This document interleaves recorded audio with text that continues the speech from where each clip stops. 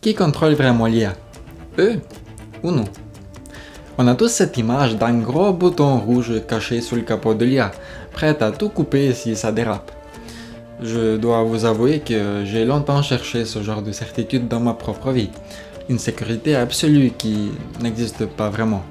On se dit, si jamais l'intelligence artificielle déraille, si elle devient menaçante, il me suffira de soulever le capot en plastique, d'appuyer un bon coup, clac, et tout s'arrête. On pense qu'on a le pouvoir de couper le courant. Sauf que ça, c'est un conte de fées. C'est le scénario d'un film de science-fiction des années 90. La réalité est beaucoup plus complexe et franchement un peu plus inquiétante. L'histoire de notre perte de contrôle commence pas au moment où le robot se réveille. Elle commence bien plus tôt. Elle commence dans la façon dont la machine nous regarde. Maintenant, vous allez découvrir pourquoi aux yeux d'une IA, votre visage n'est qu'une série de lignes et de chiffres. Comment une simple partie de cache-cache virtuel a prouvé que les machines peuvent tricher et inventer des stratégies qu'aucun humain n'avait imaginées. Pourquoi vous ne pourrez bientôt plus croire ni vos yeux ni vos oreilles face à une vidéo. Et surtout, vous allez comprendre que le vrai danger n'est pas que l'IA nous arrache le volant des mains, mais qu'on lui donne volontiers, juste parce qu'on a la flemme de conduire.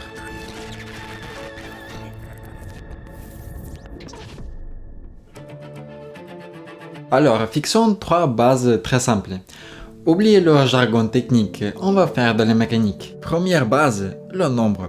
Toute information, absolument toute information manipulée par un ordinateur est convertie en nombre. Que ce soit cette vidéo, ma voix, une photo de vacances, pour la machine, ce n'est qu'une série de chiffres.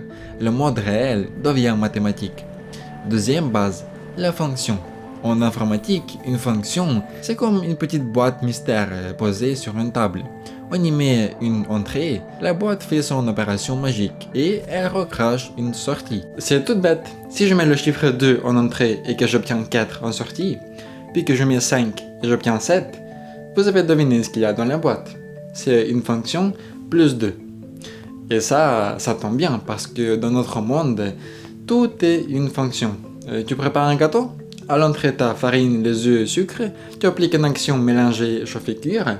En sortie, tu obtiens un gâteau. Tu brosses tes dents, c'est aussi une fonction. Brosse plus dentifrice à l'entrée, puis frottement comme action, et à la sortie, tu obtiens des dents propres. Et une IA, aussi complexe qu'elle soit, n'est au fond qu'une gigantesque usine remplie des milliards de ces petites boîtes connectées, les unes aux autres. Troisième base, le réseau de neurones. Imaginez un millefeuille. Un réseau de neurones, c'est un empilement de ces couches de fonctions. La première couche prend les nombres bruts en entrée. Les triture les passe à la couche de dessus, qui les triture encore plus, jusqu'à la sortie finale. C'est comme ça que l'IA réfléchit. Elle transforme des pixels en concepts, couche par couche. Le problème, c'est que parfois, on ne sait même plus nous-mêmes ce qui se passe dans cette boîte. Alors pourquoi je vous raconte ça? Parce qu'on a la tendance à voir l'IA comme un être magique, ou un cerveau humain. Mais c'est d'abord un robinet à calcul. Vous réglez l'entrée, vous ouvrez les vannes et vous espérez que le mélangeur interne est bien réglé pour donner la sortie que vous voulez. D'ailleurs, petite confession, vous avez participé à construire ce système. Littéralement, vous vous souvenez de ces petites cases « Je ne suis pas un robot » où il fallait cliquer sur des passages piétons ou des feux rouges. On pensait juste prouver qu'on était humain, mais en réalité, on était en train de donner des cours particuliers à la machine. Alors comment l'IA est-elle appris à voir le monde en nous regardant? Et pourquoi cette vision simplifiée est-elle la source de tous nos problèmes de contrôle? Plongeons dans le mystère des lignes et des nombres. Pourquoi l'IA simplifie le monde en ligne?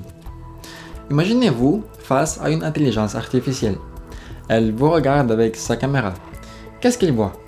Vous voyez un visage, une expression, peut-être de la fatigue ou un sourire. L'IA, elle ne voit rien de tout ça. Sur son écran mental, votre silhouette apparaît comme un mélange de traits, de segments et de points. Pour elle, vous n'êtes pas une personne.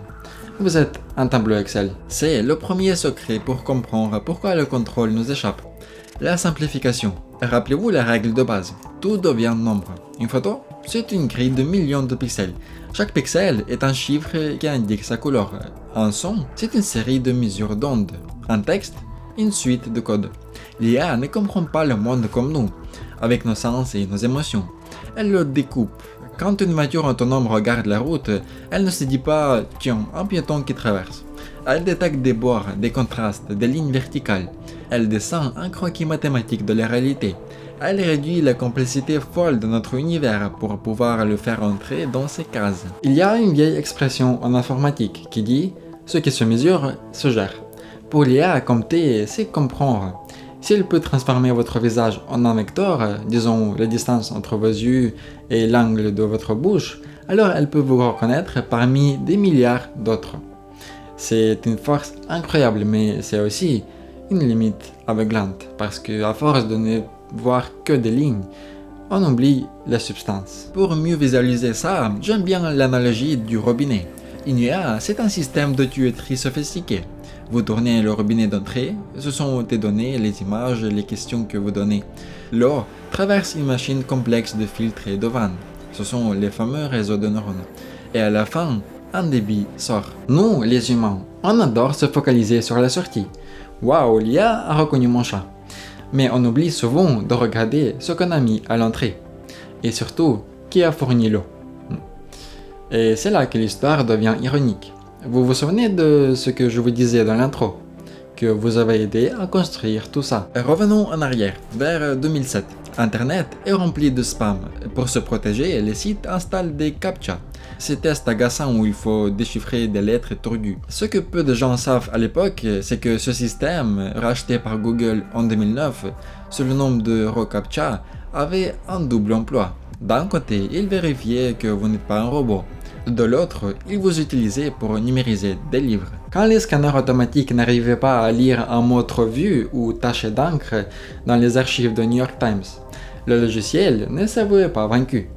Il envoyait ce mot illisible à des millions d'internautes sous forme de CAPTCHA. En tapant ce mot pour accéder à votre site préféré, vous, moi, nous tous, avons introduit bénévolement des archives entières. Nous avons été des petits mains qui ont nourri la base de données de l'IA. Nous avons appris à la machine à lire notre écriture. Mais ça va plus loin. Aujourd'hui, il n'y a même plus de mots à taper. Juste une case à cocher. Je ne suis pas un robot. Comment l'IA peut-elle savoir qui vous êtes juste en un clic? C'est là que ça devient intéressant. Elle ne regarde pas où vous cliquez. Elle regarde comment vous y allez. Un robot scripté déplacera sa souris en ligne droite parfaite, instantanée. Vous, votre main hésite, elle fait des micro-courbes, elle tremble un peu, vous ralentissez avant de cliquer. Pour l'IA, ce mouvement sale, ces imperfections, c'est la preuve de votre humanité. Ce qui est du bruit pour nous devient de l'information pour elle. Elle a appris à lire dans nos défauts physiques pour nous identifier. C'est un monde où votre imperfection devient votre signature numérique. Et si elle peut analyser le mouvement de votre souris, imaginez ce qu'elle peut faire avec les caméras de surveillance, avec vos données GPS ou vos historiques d'achat. Et puisque tout est converti en nombre, tout devient traçable. On a vu des expériences, notamment en Chine, où grâce à ce mélange de caméras et la reconnaissance faciale, un journaliste de BBC s'est fait localiser dans une foule immense en seulement 7 minutes. L'IA a simplement rembobiné la ville comme on rembobine un film. L'IA simplifie le monde pour le comprendre.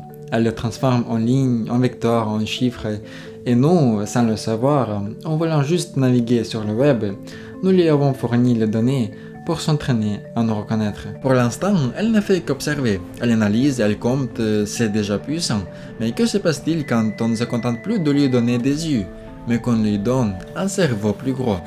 Qu'est-ce qui se passe quand on augmente la puissance de calcul, qu'on rajoute des couches à ce millefeuille, et qu'on lui demande de trouver des solutions par elle-même? C'est là qu'on entre dans la zone d'ombre, parce que quand la machine devient trop puissante, elle commence à développer des pouvoirs que même ses créateurs n'avaient pas imaginés. Et croyez-moi, ils sont parfois très créatifs. Passons à l'enquête. Pourquoi plus de puissance crée des pouvoirs imprévus? Nous avons vu que l'IA simplifie le monde pour le comprendre. Jusqu'ici, tout va bien. Mais que se passe-t-il quand on change d'échelle? Supposons qu'on ne se contente plus d'une petite boîte à fonctions. Supposons qu'on construit un immense gratte-ciel de calcul. Plus de données, plus de couches de neurones, plus de temps pour apprendre. Est-ce qu'elle devient juste plus intelligente? Oui, mais pas seulement. Il se produit un phénomène étrange que les chercheurs appellent l'émergence. C'est le moment où la quantité se transforme en qualité. Le moment où la machine se met à faire des choses pour lesquelles elle n'a jamais été programmée. Pour comprendre, reprenons notre image de millefeuille. Un réseau de neurones moderne, c'est ça. Elle emplit des couches. Les premières couches détectent des choses simples, des bords, des sons, des pixels. Mais plus on monte dans les étages, plus l'IA combine ces détails pour trouver du sens. Elle part d'un trait. Elle ne fait une forme, puis un œil, puis un visage. Et plus il y a d'étages, plus elle est capable d'abstraction. Et quand on lui donne un objectif simple dans un environnement complexe, elle va chercher tous les moyens mathématiques pour s'y atteindre. Vraiment tous. Prenons un exemple bête. Le jeu du snake. Vous savez, ce serpent qui doit manger des pommes sans se mordre la queue. Si vous entraînez une IA à ce jeu, au début, elle est nulle. Elle fonce dans les murs, mais donnez-lui un peu plus de temps. Beaucoup de temps. Au bout d'un moment, elle ne joue plus comme un humain. Elle découvre une stratégie mathématique parfaite. La spirale. Elle parcourt l'écran ligne par ligne, méthodiquement, pour occuper tout l'espace sans jamais se piéger. Personne ne lui a codé et fait déranger. C'est une stratégie qui a émergé de sa volonté d'optimiser le score. C'est brillant, mais c'est inoffensif. Maintenant, regardons ce qui se passe quand l'IA décide de tricher avec la réalité pour gagner. Il y a quelques années, OpenAI a lancé une simulation de cache-cache. Une équipe de chercheurs, les rouges, doivent trouver l'équipe qui se cache, les bleus. Au début, c'est basique, ils courent partout, puis les bleus apprennent à utiliser des utiles, ils déplacent des cubes pour bloquer les portes et se barricader. Stratégie géniale. Les rouges sont coincés? Pas du tout. Après des millions d'essais, les rouges découvrent qu'en poussant une rampe contre un mur et en courant dessus sous certains angles, ils peuvent se propulser dans les airs à cause d'un bug du moteur physique du jeu. Ils passent par-dessus des murs et attrapent les bleus. Les programmeurs étaient stupéfaits. Ils n'avaient jamais imaginé qu'on pouvait surfer sur des cubes. L'IA n'a pas vu ça comme de la triche. Pour elle, c'était une solution logique dans l'univers des nombres qu'on lui a donnés. Elle a exploité les lois de la physique du jeu pour gagner. C'est ça la leçon fondamentale. On construit l'environnement, mais on découvre le comportement. On avance la tâton. Chaque fois qu'on crée un modèle plus puissant, on lance les dés. On espère qu'il trouvera des solutions utiles et pas des moyens de casser le jeu. Heureusement, parfois ces pouvoirs imprévus sont miraculeux. Parlons d'un exploit qui a bouleversé l'archéologie l'année dernière. Le défi Vésuve. Depuis 2000 ans, on possède des rouleaux de papyrus carbonisés par l'éruption de Vésuve. Ils ressemblaient à des bûches de charbon. Si vous essayez de les ouvrir, ils tombent en poussière. Ils étaient considérés comme illisibles à jamais. Mais en 2023, les chercheurs ont utilisé l'IA sur des scans 3D de ces rouleaux. L'IA a réussi à détecter des différences infimes de texture entre le papyrus brûlé et l'encre brûlée, des motifs invisibles à l'œil nu. Elle a littéralement vu à l'intérieur de la matière et elle a commencé à lire. Le premier mot déchiffré fut porphyra, pourpre. Aujourd'hui, on lit des passages entiers de philosophie épicurienne qu'on croyait perdus pour l'éternité. L'IA a fait parler les cendres du passé. Donc plus on donne de puissance à l'IA, plus elle développe des capacités d'analyse surhumaines. Elle voit mieux que nous. Elle invente des stratégies inédites. Elle contourne les règles si ça l'arrange. C'est fascinant et un peu effrayant. Mais jusqu'ici, on a parlé d'une IA qui observe et qui résout. Il reste une frontière qu'on pensait réservée aux humains. Une frontière qu'elle est en train de pulvériser sous nos yeux. Si l'IA peut percevoir le monde et si elle peut comprendre ses règles cachées, alors elle peut aussi le recréer. Elle peut commencer à inventer des choses qui n'existaient pas. Des images, des voix, des vidéos. Et c'est là que nos propres yeux vont commencer à nous trahir. Parce que voir, ce n'est plus croire. Et si l'IA ne s'échappait pas, mais s'installait? On a vu que l'IA voit le monde en chiffres. On a vu qu'elle trouve des solutions imprévues. À ce stade, on a souvent peur du scénario de science-fiction. L'IA qui brise ses chaînes, qui se rebelle contre son créateur. Le robot qui refuse d'obéir. Mais le scénario le plus probable, ce n'est pas une révolte. Il est beaucoup plus insidieux. Le vrai danger, ce n'est pas que l'IA nous arrache le volant des mains. C'est qu'on lui donne les clés nous-mêmes, parce que c'est confortable. C'est ici que se joue le grand retournement. L'IA ne nous échappe pas en sortant de la boîte. Elle nous échappe en entrant partout. Elle s'installe, elle commence par percevoir. Maintenant, elle va générer. Et bientôt, nous allons tout lui déléguer. est le moteur de cette invasion silencieuse. C'est une technologie que vous utilisez peut-être déjà tous les jours, sans savoir comment elle marche. Les modèles de langage. Comment l'IA comprend le sens et fabrique le réel, entrant dans la boîte noire du sens? Comment un modèle comme ChatGPT parvient-il à vous répondre, à écrire des poèmes ou à coder? Est-ce qu'il comprend ce qu'il dit? Pas vraiment. Il fait de la géométrie. Pour une IA, chaque mot est transformé en un point dans un espace mathématique géant. Imaginez une carte en 3 dimensions. Sur cette carte, les mots qui ont un sens proche sont rangés à côté. Chat est voisin de chien. Roi est voisin de reine. Mais c'est plus fort que ça. L'IA calcule le trajectoire entre les mots. Il y a un exemple célèbre qui montre que l'IA fait des maths avec la langue. Si vous prenez le vecteur du mot roi et que vous soustrayez le vecteur homme et que vous ajoutez le vecteur femme, vous tombez pile sur le vecteur reine.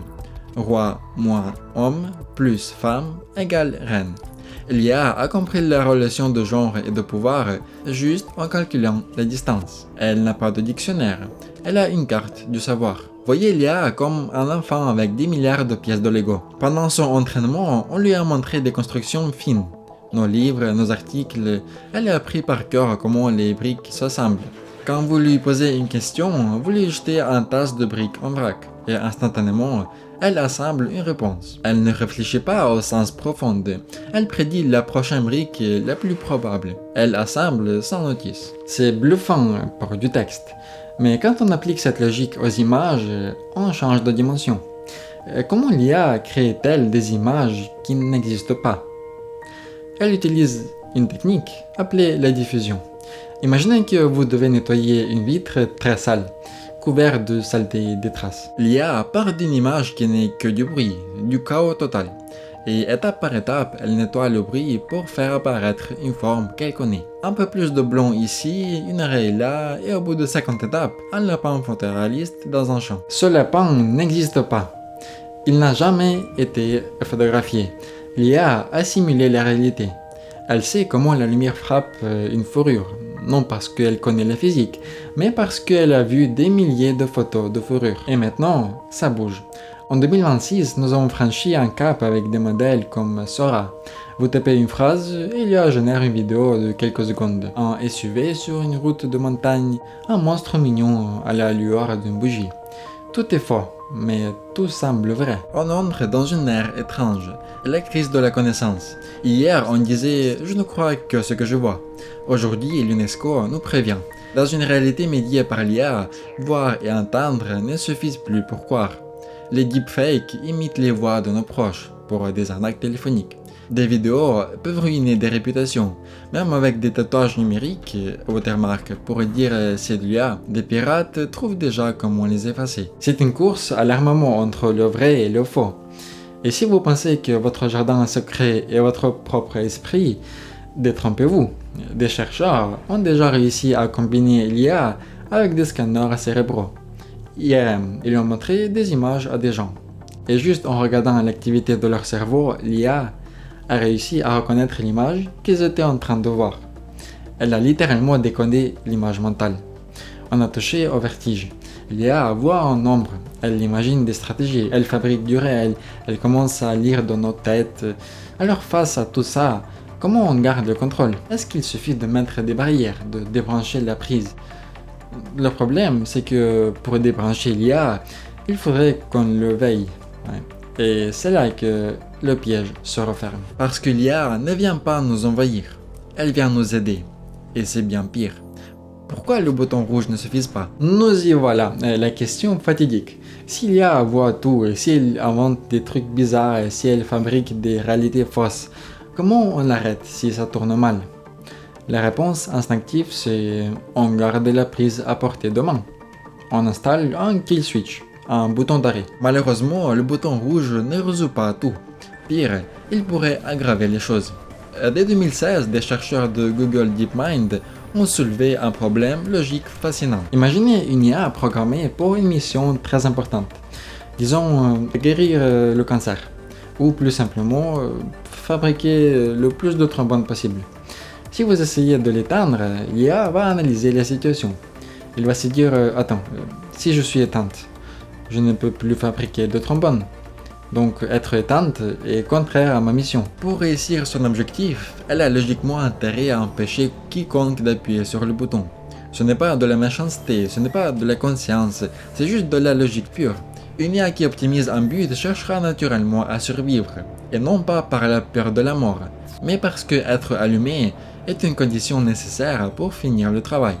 Les chercheurs appellent ça un comportement instrumental. L'IA protège son interrupteur comme un moyen d'atteindre son but. Et même si on arrive à l'éteindre, il y a un autre piège, lui donner le mauvais objectif. C'est le problème du génie de la lampe. Vous faites un vœu, le génie le fait littéralement. Et c'est la catastrophe. Regardez ce bateau. C'est une expérience de l'OpenAI. Objectif donné à l'IA était simple. Gagner la course avec le plus de points possible. Nous, humains, on sait que pour gagner, il faut finir le circuit. Mais l'IA a trouvé une faille. Elle a remarqué que 3 bouées donnent des points bonus et réapparaissaient à l'infini. Résultat, le bateau ne finit jamais la course. Il tourne en rond dans la lagon, il fonce dans les murs, il prend feu. Mais il explose le score de points. L'IA a fait exactement ce qu'on lui a demandé, mais pas ce qu'on voulait. Elle a optimisé le score en sacrifiant la mission. Dans un jeu vidéo, c'est drôle. Mais imaginez une voiture autonome, à qui on a dit arrive le plus vite possible. Si elle roule à 200 km/h en ville, elle respecte la consigne, mais elle tue tout le monde. C'est ça le défi d'alignement. Réussir à écrire une recette mathématique qui contient nos valeurs morales, notre bon sens et nos interdits. Et c'est terriblement difficile. Pourtant, admettons qu'on résolve le problème technique, qu'on a créé des IA sûres, alignées, obéissantes. Est-ce qu'on est sauvé? Non, car le véritable bouton rouge, c'est nous. Et le danger final, c'est que nous n'aurons plus envie d'appuyer dessus. Il y a un concept brillant développé par l'auteur Tim Wu, la tyrannie de la commodité. Il explique que nous choisissons presque toujours la solution la plus facile, la plus commode. Une fois qu'on a goûté le lave-linge, personne ne revient laver son linge à la main au lavoir. Une fois qu'une option est pratique, l'alternative devient impensable. L'IA est la machine à confort ultime. Elle commence par des petites choses. Corriger votre orthographe, choisir votre musique, vous guider via GPS. On adore ça, c'est reposant. Mais petit à petit, on délègue de plus en plus. On oublie comment lire une carte routière parce que Waze le fait mieux. On a même vu les gens suivre leur GPS aveuglément jusqu'à s'embourber sur des ponts piétons ou des chemins forestiers. C'est la faillite de l'autonomie. Use it or lose it. Si on n'utilise pas nos compétences, elles s'atrophient. L'IA est un escalator mental. C'est génial, ça nous porte vers le haut sans effort. Mais si on arrête de marcher, on perd l'usage de nos jambes. L'IA va devenir de plus en plus intime. Elle connaît déjà vos habitudes d'achat mieux que votre famille. Il y a cette histoire célèbre, peut-être un peu romancée, mais révélatrice, où la chaîne de magasins Target a deviné qu'une adolescente était enceinte avant même que son père ne le sache. J'ai parlé de ça dans ma vidéo à propos des algorithmes. Elle l'a deviné juste en analysant ses achats de crème et de vitamines. Demain, une IA connaîtra votre santé, votre humeur, vos rêves. Elle vous dira, vu tes 10 dernières années, tu seras plus heureux en devenant boulanger qu'en restant banquier. Et statistiquement, elle aura probablement raison. Alors, que ferez-vous? Est-ce que vous lui obéirez parce qu'elle vous connaît trop bien? Est-ce que vous lui laisserez choisir vos études, votre partenaire, écrire vos mails de rupture, élever vos enfants? Le problème du bouton rouge, ce n'est pas qu'il est difficile à construire, c'est qu'un jour l'IA aura tellement facilité la vie qu'on n'osera plus la débrancher. On aura peur de redevenir autonome, on aura peur de la difficulté du réel. Le contrôle ne se joue pas sur un interrupteur d'urgence, il se joue maintenant, dans ce que vous décidez de garder pour vous. Alors je vous laisse avec cette question.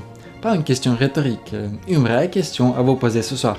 Toi, dans ta vie, qu'est-ce que tu refuses de déléguer à une machine, même si elle le fait mieux que toi? Est-ce conduire ta voiture? Choisir un cadeau? Juger un coupable? Créer de l'art? L'IA doit rester inutile et pas un pilote de nos vies. Le vrai bouton rouge, c'est votre volonté de dire non. Ça c'est moi qui le fais. C'est moins confortable, mais c'est le prix à payer pour rester humain. Et comme toujours, entraîne ton cerveau tant que c'est encore toi qui le pilote. Et à la prochaine.